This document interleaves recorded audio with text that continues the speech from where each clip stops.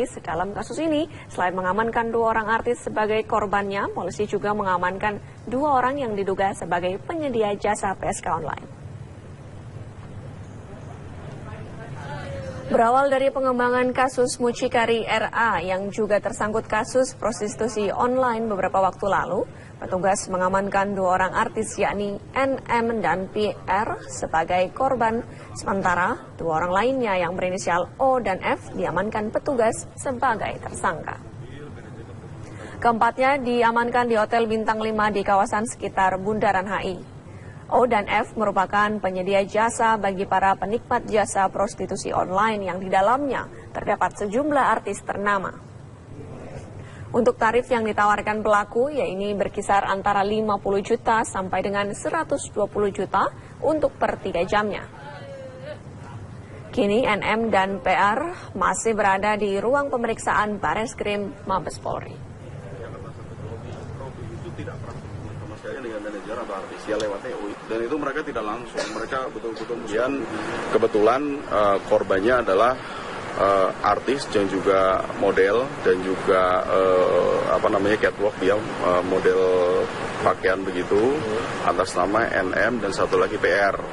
Dari hasil pengembangan yang paling murah di kelompoknya O ini, 1 kali short time gitu sekitar 3 jam itu paling murah 50 juta, kemudian yang paling mahal 120 juta. Itu termasuk artis senior juga ada dalam rekaman kita, sedang kita kembangkan untuk menuju ke sana. Ini sebenarnya pengembangan dari yang disidik oleh Polres Jakarta Selatan, karena ternyata RB itu ngambilnya dari O ini. Kita beralih ke kabar lainnya, pemirsa. Salah seorang saksi kasus. Kembali dengan informasi dari Bareskrim Mabes Polri yang menangkap 2 orang tersangka tindak pidana perdagangan orang di sebuah hotel berbintang 5 di kawasan Jakarta Pusat. Ya, 2 orang tersangka berinisial F yang berprofesi sebagai manajer artis dan juga O yang berprofesi sebagai manajer tempat hiburan malam. Dan selain mengamankan 2 tersangka, Bareskrim juga turut mengamankan 2 orang artis dan juga model majalah dewasa berinisial NM dan PR yang juga merupakan finalis Putri Indonesia. Keduanya ditetapkan sebagai korban tindak pidana perdagangan orang karena terjadi eksploitasi seksual. Kasubdit Direktorat Tindak Pidana Umum Bareskrim Polri Kombes Pol Umar Esfana menyatakan saat ini 2 orang tersangka dan 2 orang korban masih dalam pemeriksaan. Pemeriksaan yang dilakukan berupa pencarian isi data telepon genggam milik tersangka untuk mendapatkan data terlibat. Penangkapan dilakukan pada pukul 21.30 Kamis malam. Kedua tersangka diduga melanggar Undang-Undang Nomor 21 Pasal 2 Tahun 2007 dengan ancaman hukuman minimal 3 tahun penjara dan maksimal 15 tahun kurungan penjara. Sedangkan kedua korban yakni NM dan PR akan diserahkan ke Dinas Sosial. Jadi kami malam ini setelah proses panjang kurang lebih 3-4 hari, malam ini kami menangkap 2 tersangka tindak pidana perdagangan orang. Diduga melanggar Pasal 2 Undang-Undang Nomor 21 Tahun 2007 tentang pemberantasan tindak pidana perdagangan orang. Tersangkanya atas nama O dan atas nama F. TKP-nya ada di Hotel Bintang 5 di kawasan Jakarta Pusat, antara Tamrin Sudirman. Kemudian sebagai korban adalah 2 orang artis yang juga foto model, yang juga model berinisial MS dan PR. NM dan PR, dua-duanya artis, dua-duanya juga berprofesi sebagai foto model, dua-duanya berprofesi juga sebagai model.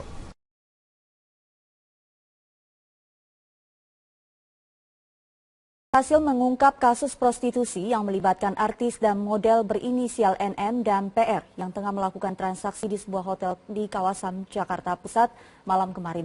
Kedua artis dan 2 orang mucikari sampai saat ini masih menjalani pemeriksaan di Bareskrim Mabes Polri. Untuk informasi selengkapnya kita telah terhubung dengan Livia Ramadanti langsung dari Bareskrim Mabes Polri. Livia, apakah sudah ada hasil pemeriksaan sejauh ini? Ya, Sumi, saat ini saya tengah berada di Bareskrim Polri, namun belum ada tanda-tanda akan keluarnya dari 2 orang korban dan juga 2 orang tersangka dari kasus prostitusi yang dilakukan oleh artis dan juga manajer artis ini. Sampai saat ini pemeriksaan telah berjalan selama 10 jam dan menurut informasi yang kami dapatkan sekitar pukul 10 pagi nanti kedua orang korban akan dijemput oleh Dinas Sosial dari Jakarta Timur. Sementara itu dapat kami berikan informasi juga bahwa akan ada rilis yang dilakukan oleh Barreskrim pada pukul 10 pagi nanti. Sedangkan untuk kasus ini sendiri, kedua orang artis masih ditetapkan sebagai korban menurut keterangan dari TPPO, yaitu persetujuan korban atau tindak pidana ini tidak menghilangkan pidana dari pasal 31. Untuk sekian informasi yang dapat kami sampaikan. Terima kasih Livia Ramadanti untuk informasinya langsung dari Mabespori, Jakarta.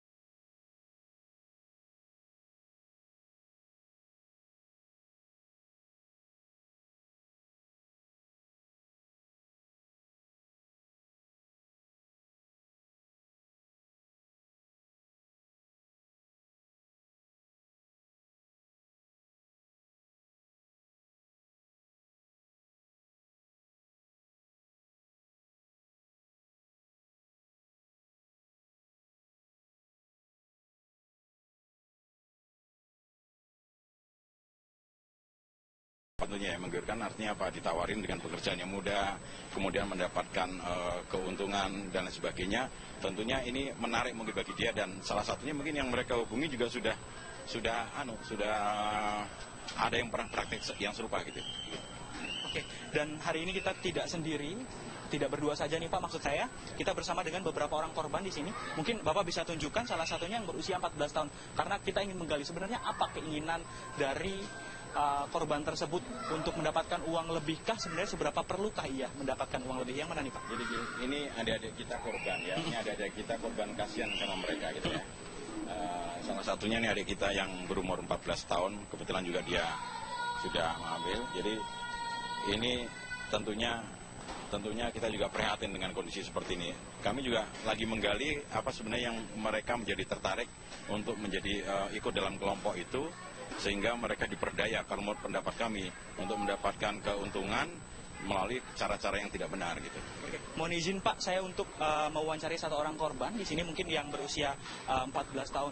Adik sebenarnya apa alasan adik? Apakah memang ada kebutuhan ekonomi di sana untuk mendapatkan uang lebih atau seperti apa, Dek? Kebutuhan ekonomi aja.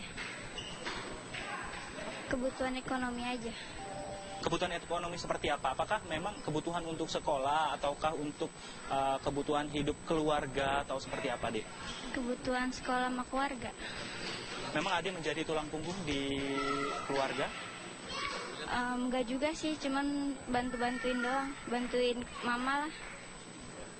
Untuk penghasilan sendiri yang didapatkan dari prostitusi ini atau bisa dikatakan penipuan ini, memang cukup banyak apa seperti apa?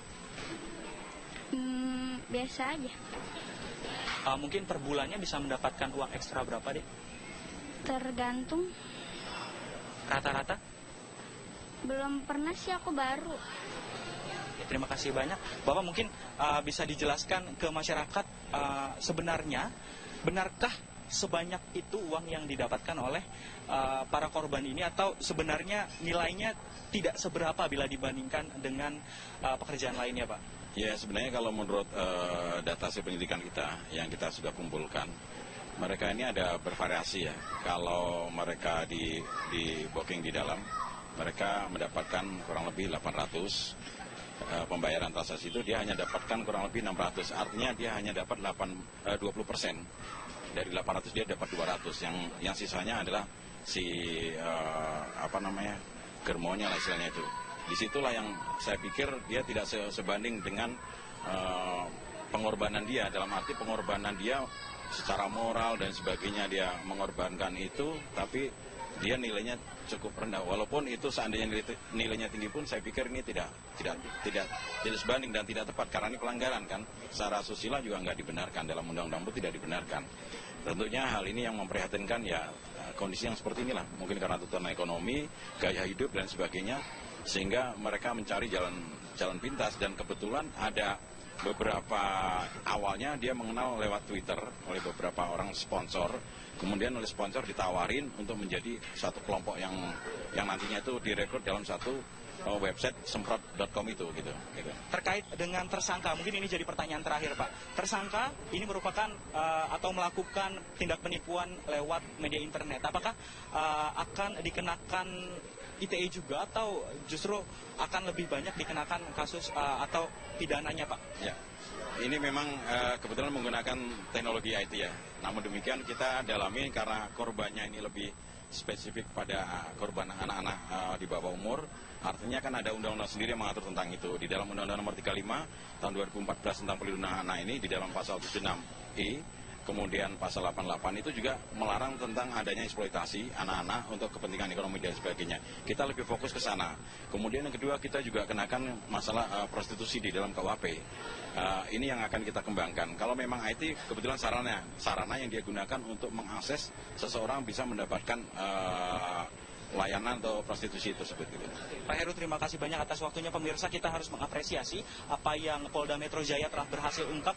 Semoga saja nantinya akan ada prostitusi berkedok online lain yang dapat berhasil dibuka atau diungkap oleh Polda Metro Jaya, baik itu kepolisian. Untuk sementara itu, saya kembalikan ke Anda Bayu dan juga para mitra di studio. Baik, terima kasih.